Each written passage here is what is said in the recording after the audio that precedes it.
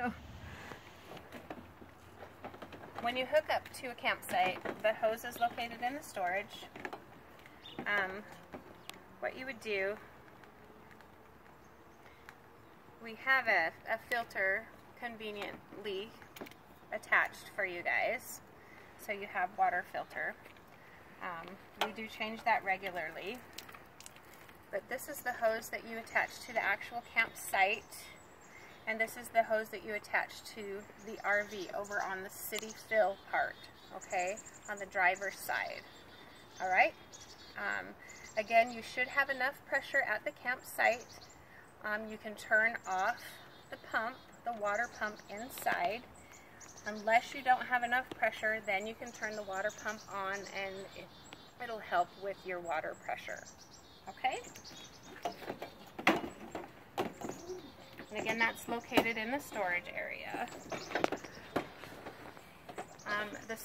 You only have one main storage area. You have access in the rear, and then you have access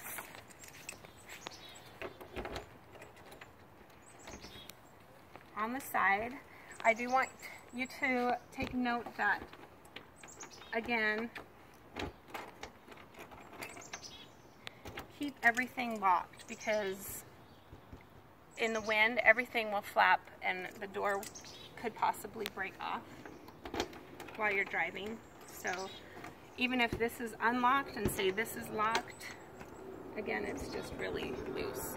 So just make sure you always lock all compartments. Okay? And we have these little clippies. Pull these up. We've provided camping chairs for you, a cooler. If you've paid for the table, you receive a table. I'm going to take this out.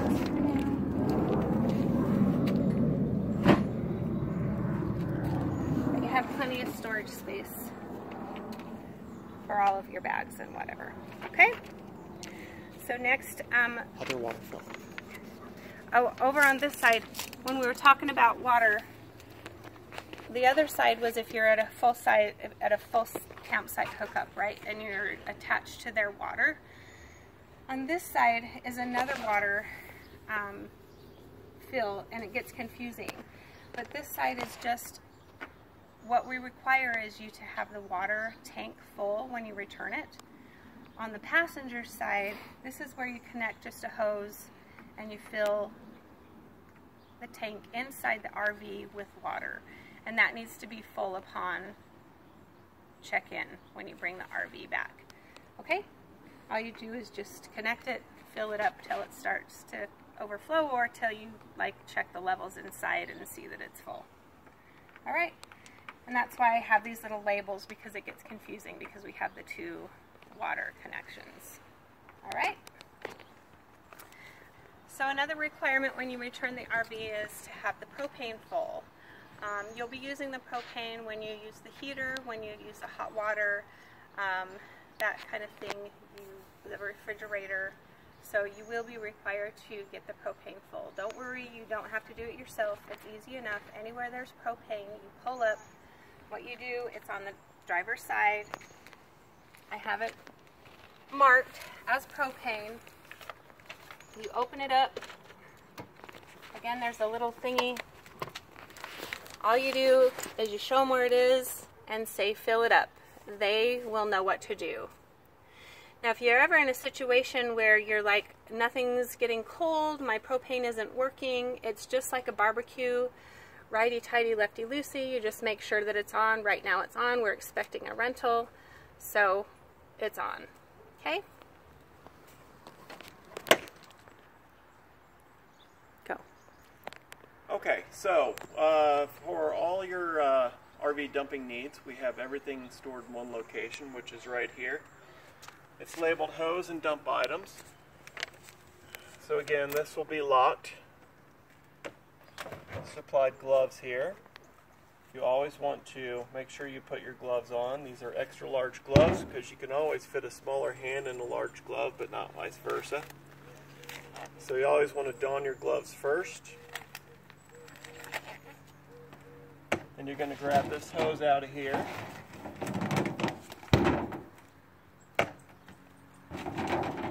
then you'll need this one extra item. Take your hose to the back of the RV.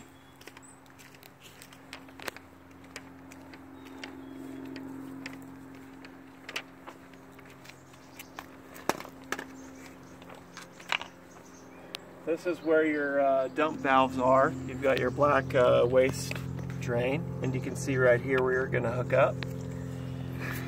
So the first thing you're going to do is you kind of work backwards here. You're going to undo this little cap. You're going to take this part here and you just kind of twist it on. This is then going to go into the ground, into the RV dump, and then you're going to take off this cap here. It just has these 4 little prongs, and you twist it off. Same thing here, you're going to twist this off. You're going to hook this up, twist it on good. Now, so once this is hooked up into the ground, you're always going to pull the black valve first. You're going to hear your black tank dump, and you're going to just keep listening for it to dump and dump and dump. Once it's done dumping, go ahead and close this valve. Then you're going to gray one, and that's going to be all your sink and your shower water.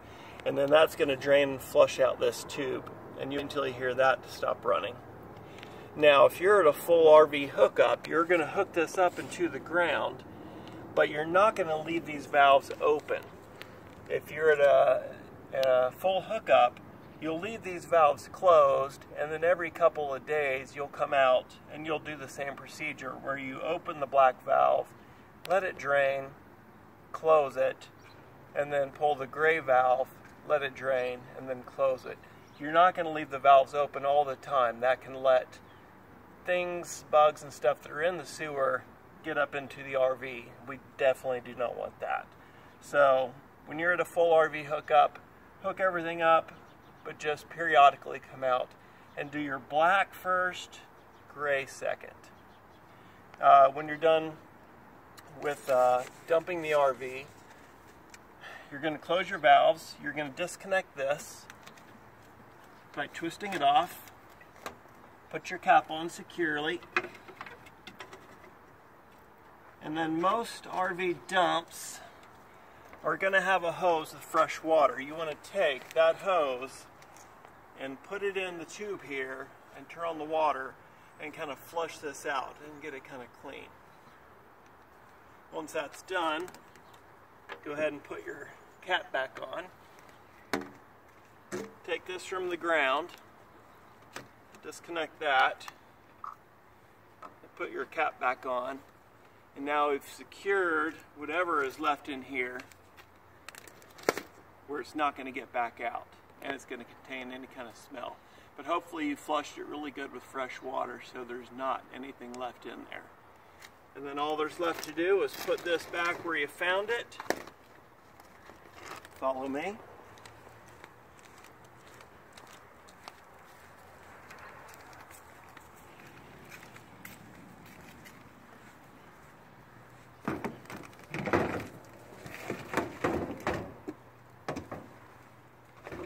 And then take your gloves off. Simply grab your glove here, pull it inside out. Other glove, pull it inside out with the other one. And dispose of your gloves properly. Okay, are you ready? Yeah. Okay, welcome to our Mini Winnie driver training segment here. So the Mini Winnie, any Class C RV, they're not difficult to drive. It's like a large 15-passenger van, but there's some things you need to be aware of. First and foremost is they're very tall and they're very prone to brushing on trees and overhanging limbs. As you can see, we have limbs here and stuff. And if you're not careful when you're pulling into RV sites and stuff, the limbs can brush along the side of the RV, scratching the paint or scratching these things up here. And that's going to cost you money because that will go against you if you scratch up the RV. So please be careful. You don't drive under any low-hanging limbs or against any brush on the side of the RV. The mirrors are the widest part of the RV, so if your mirrors can fit through something, the rest of the RV can fit through something. Now the RV is longer than your regular vehicle, so you have to take into account that when you go to make a turn around something, you need to go past it a little further and take a turn wide so you don't start cutting the corner and scraping the side of the RV against an object. Obviously, you'd never want to take this thing through a drive-through or something like that. Anything that's going to be a tight fit area. I always tell people, if you go somewhere to park, like you need to go to a Walmart or something, park further out, take up several spaces, walk the extra mile to get somewhere, give this thing the space it needs. Mirror adjustment. To adjust the mirrors, you can't just force them. It takes a 3/16 Allen wrench on the side here. We will adjust those for you when you pick up the RV for rental. But if you do need to make adjustments later, we'll try to provide you with an Allen wrench to make sure you can adjust them on your own. But it is an Allen wrench. You can't adjust the mirror within this thing here. Come over this way. We do ask people drive with your headlights on for safety.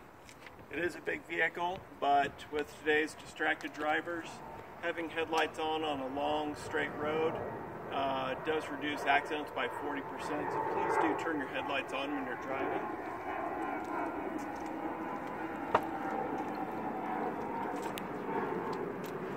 The brake release, the parking brake, is right here.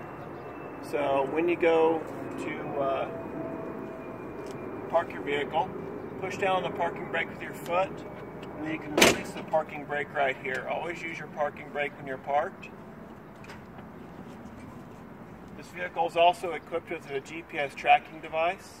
Any tampering with the GPS tracking device will void your security deposit. And here's your lights right here. You can also adjust the steering wheel up and down as needed. And then the seat does come forward and backward as you need. And you can adjust the seat forward, back and forth. To shift the vehicle, the shifter is just right here. You pull back on the lever and move it up and down. And that's about it for the driver training that I can think of. It's a pretty standard vehicle for driving. You can also adjust your dash lights luminosity right here up and down. I think that's about it. Have fun is really the most important thing.